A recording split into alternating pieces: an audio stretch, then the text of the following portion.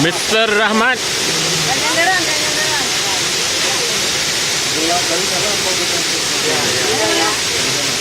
Gelap ya. Oh, Ini gelap. Ya, kita situ matanya dari sini kali ya. enggak apa-apa. Bu. Batu sih. Itu kalau mau terang. Kita buat video ya. Awas itu pegangan.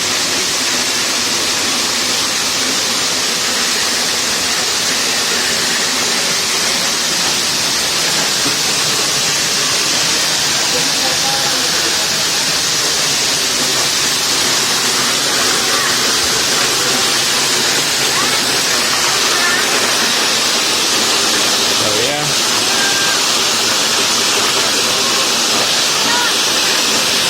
Biasa. Batu sekali. Boleh bu. Betul-betul alami. Tidak ada tempat lain, hanya ada di Batekon. Raja Ilang.